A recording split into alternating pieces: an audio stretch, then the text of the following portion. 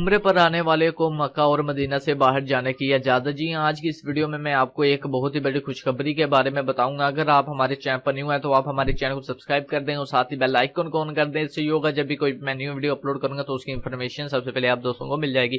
تو دوستوں آج سے پہلے کچھ اس طرح ہوتا تھا، اگر آپ عمرے کے لیے سعودی عرب جاتے تھے تو آپ مکہ مدینہ اور جدہ کے علاوہ کسی دوسرے شہر میں نہیں جا سکتے تھے، نہ ہی آپ کسی دوسرے شہر میں جا کر اپنے کسی عزیزوں سے مل بھی نہیں سکتے تھے۔ لیکن اب سعودی کابینہ نے ایک بہت ہی بڑا فیصلہ کر ڈالا ہے جو کہ میں آپ کو آج کی اس ویڈیو میں بتانے لگا ہوں۔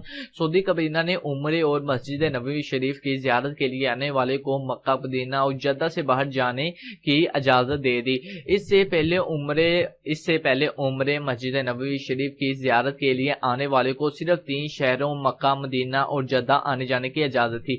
ان شہروں سے باہر جانے پر پابندی تھی، پابندی کے خلاف ورزی پر باقاعدہ کارروائی کی جاتی تھی۔ سعودی خبر رساں اداروں ایس پی اے کے مطابق یہ فیصلہ منگل کو جدہ کے قصر اسلام میں شاہ سلمان بن عبدالعزیز کی زیر صدارت اجلاس میں کیا گیا۔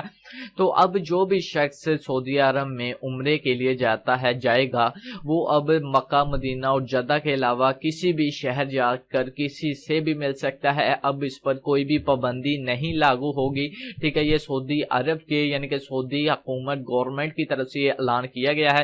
تو یہ آج کی یہ چھوٹی سی اپڈیٹ تھی، بلکہ آپ ان لوگوں کے لیے بہت ہی بڑی اپڈیٹ ہے جو کہ عمرے پر جانا چاہتے ہیں اور اپنے عزیزوں سے ملنا چاہتے ہیں۔ تو اگر آپ کو آج کی ویڈیو اچھی لگے تو آپ ہمارے چینل کو سبسکرائب کر دیں اور ساتھ ہی بیل آئیکن کو آن کر دیں، اس سے ہوگا جب بھی اس طرح کی ایسے اچھی میں ویڈیو اپلوڈ کروں گا تو اس کی انفارمیشن سب سے پہلے آپ دوستوں کو مل جائے گی۔